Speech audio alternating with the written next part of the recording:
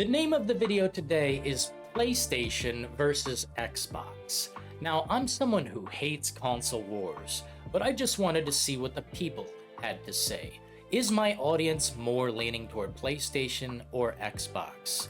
I'd love to know, but the reality is, let's get down to it right now. I don't lean either way. I love both consoles, and console gaming to me is how I'm going to do it for my entire life. I don't plan to have a PC setup where I just have to replace the parts, or I have to go through a settings mode just over and over again. Too many screens to play a game is asking too much from me. I love the load time, I love the consistency of the graphics, but at the same time, I've seen so many problems that, quite frankly, console gaming is the way for me. I just don't know if my channel is more leaning toward PlayStation or Xbox. When it comes to either side, I could say different things about different parts of these systems and all the generations of them. Being there since day one with the PlayStation, being there since day one with the Xbox OG, I know a thing or two about these consoles. I don't really lean either way because, man, you'd be missing the best of both worlds. Wouldn't you want to taste the fruits of the entire world? You've really got to think about this like, am I cutting myself out of some content on the other side?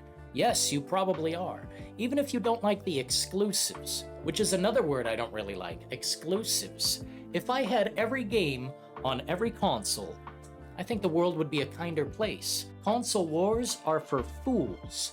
I just wanted today to pinpoint where we stand as far as dominance on this channel. I believe the true path forward is perhaps owning both consoles. Of course, that's very expensive and you have to make decisions that impact your finances. It's like, can I afford this? Well, you gotta really think about it if you can, of course. First and foremost, can you afford it? But at the same time, you gotta think, I don't wanna cut myself out of these particular games. What about this side? What do they have ready right now? And what's cooking? For me, I bought a PlayStation 5 for Silent Hill 2. I've been waiting this whole time to hear something about it, and I simply have heard nothing. So I'm starting to wonder, has my faith in PlayStation come unrewarded? We're gonna find out soon, I'm sure. But in reality, what about Xbox? Have they fulfilled my needs and goals? Mainly through a service. Game Pass. That's really what they've offered me, and consistently it's proven to be decent, but only decent. We've gotten some bangers on there, but not too many, and some were flat out broken and sad. As far as PlayStation goes, they've got something to prove as well. They have increased their prices, and their refund system is non-existent. So while both sides need to learn something, probably from each other, moving forward, hopefully there's some change that is made. With Jim Ryan now stepping away and Phil Spencer maybe running a tighter ship, maybe we can see something that is thought-provoking for both sides. And while I hate saying that, sides, because in reality we're all just gamers. It doesn't matter what side you're on. PlayStation, Xbox, it really makes no difference. PC gamers, come on in as well. Nintendo has its charm. I gotta say, gaming is beautiful. There are improvements across the board that need to be made.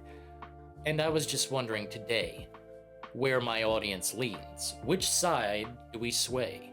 PlayStation or Xbox? Of course you can say other things, but let's get down to it. The two titans of gaming are these, and there's a reason they're trending literally non-stop. My plan is to reality check both sides equally, and hopefully moving forward we'll get more specific about it. Thanks for tuning in and getting down to it today with Brass Tacks, that's Dillon in the details. Until next time, ta-ta.